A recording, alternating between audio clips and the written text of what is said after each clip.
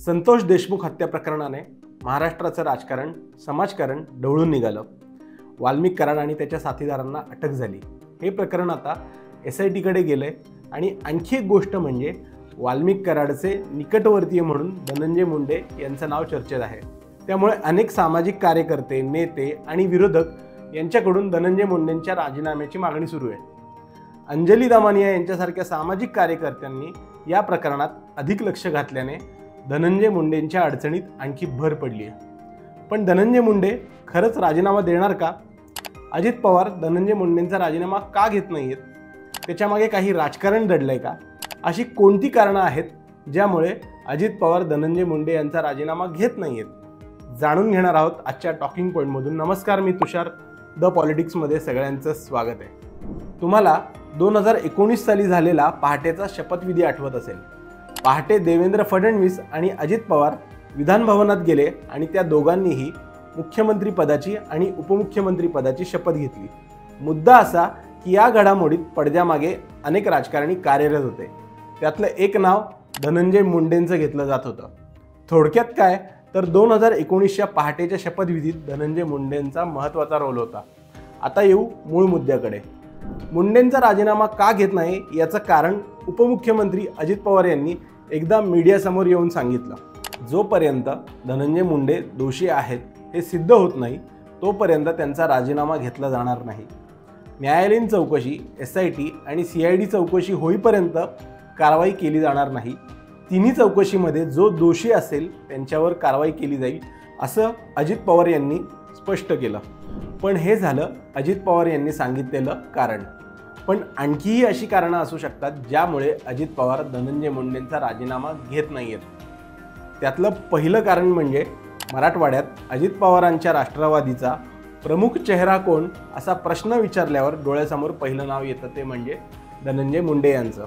नाही म्हटलं तरी अजित पवारांचे मराठवाड्यामध्ये प्रकाश सोळंके यांच्यासारखे नेते आहेत, पण धनंजय मुंडे एवढे प्रभावी नेते नाहीत। धनंजय मुंडेंचं संघटन, त्यांची वक्तृत्वशैली, जनमानसात पकड आणि निवडणुकीत लढण्याची क्षमता या सगळ्या गोष्टींमध्ये धनंजय मुंडे राष्ट्रवादीच्या मराठवाड्यातल्या इतर नेत्यांपेक्षा उजवे ठरतात।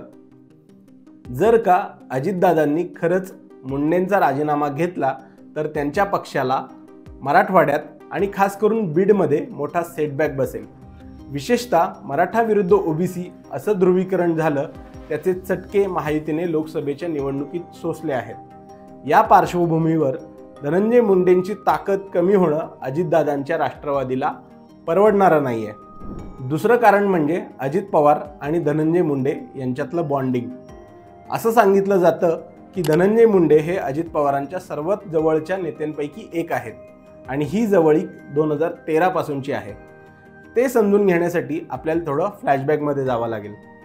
गोपीनाथ मुंडे यांचे राजकीय वारसदार कोण तर ते धनंजय मुंडे असणार अशी चर्चा 2008च्या सुमारास सुरू होती। मात्र 2009च्या विधानसभा निवडणुकीत गोपीनाथ मुंडे यांनी धनंजय मुंडे यांच्याऐवजी पंकजा मुंडे यांना उमेदवारी दिली आणि काका पुतण्याच्या नात्यात पहिल्यांदा दुरावा आला। त्यानंतर 2013 मध्ये धनंजय मुंडेंनी राष्ट्रवादीत प्रवेश केला।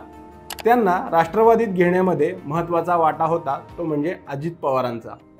धनंजय मुंडेंच्या पक्षप्रवेशानंतर त्याचा फायदा बीडमध्ये राष्ट्रवादीला झाला आणि धनंजय मुंडेंची कारकीर्दही राष्ट्रवादीत आल्यापासून बहरत गेली। दादांची आणि धनुभाऊंची ही जवळीक तेव्हापासूनची। आता येऊ 2023 मध्ये। जेव्हा राष्ट्रवादी फुटली तेव्हा जास्तीत जास्त आमदार अजित पवारांकडे कसे येतील याचं मॅनेजमेंट धनंजय मुंडेंनी केलं असं बोललं जातं। म्हणजेच आपल्याला असं दिसतं की धनंजय मुंडे अजितदादांच्या नुसते जवळचे नाही आहेत तर 2019 असो वा 2023 धनंजय मुंडेंनी नेहमीच अजित पवारांचा संकटमोचन म्हणून काम केलेलं आहे। मुंडेंचा राजीनामा न घेण्याचं तिसरं कारण म्हणजे धनंजय मुंडे अजित पवारांच्या राष्ट्रवादीचे हे फक्त महत्त्वाचे नेते नाही आहेत तर ते OBC नेते सुद्धा आहेत। याचं एक ताजं उदाहरण बघूया। संतोष देशमुख हत्या प्रकरणात आणि खंडणी प्रकरणात विरोधकांसह अनेक नेत्यांनी धनंजय मुंडे यांच्या राजीनाम्याची मागणी केली, पण त्यानंतर धनंजय मुंडे एकाकी पडलेत का तर बिलकुल नाहीये। OBC नेते प्रकाश शेंडगे, लक्ष्मण हाके, TP मुंडे असे अनेक नेते धनंजय मुंडेंच्या समर्थनार्थ मैदानात उतरलेत। त्यामुळे धनंजय मुंडे यांचा राजीनामा घेतल्याने एक नेता गमावण्याची भीती आहेच, शिवाय मराठवाड्यात ओबीसी समाजाचा पाठिंबा गमावण्याचीही भीती आहे। त्यातच छगन भुजबळ यांना मंत्रिपद न दिल्याने अजित पवारांच्या राष्ट्रवादीने ओबीसी समाजाची नाराजी उडवून घेतल्याचंही बोललं जात आहे। माजी मंत्री छगन भुजबळ यांचं अजून पुनर्वसन झालं नाहीये आणि धनंजय मुंडे यांना टार्गेट करायला लागले आहेत। एक ओबीसी नेत्याला आता टार्गेट करायला सुरुवात झाली तर आम्ही शांत बसू शकत नाही, असं ओबीसी नेते प्रकाश शेंडगे यांनी माध्यमांशी बोलताना सांगितलं। अजित पवार मुंडेंचा राजीनामा का घेत नाहीत याचं आणखी एक कारण आहे। संतोष देशमुख हत्या प्रकरणामुळे मराठवाड्याचं वातावरण संवेदनशील झालेलं आहे।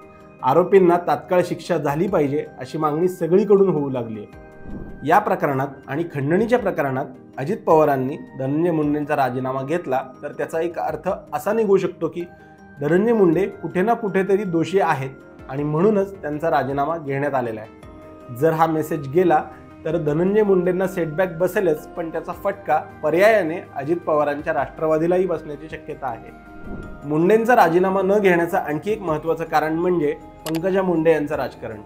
धनंजय मुंडे भाजप सोडून राष्ट्रवादीत गेल्यानंतर गोपीनाथ मुंडेंचं कुटुंब आणि धनंजय मुंडे हा संघर्ष सुरू झाला।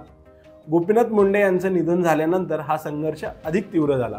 2019च्या विधानसभा निवडणुकीत परळी मतदारसंघात पंकजा मुंडे आणि धनंजय मुंडे आमने सामने लढले आणि या लढाईत धनंजय मुंडे यांनी बाजी मारली।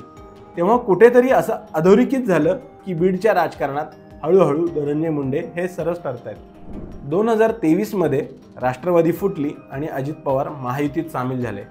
हळूहळू मुंडेंमधले ताणलेले संबंध निवळू लागले, पण ते अजूनही 100% निवळले आहेत असं म्हणता येणार नाही।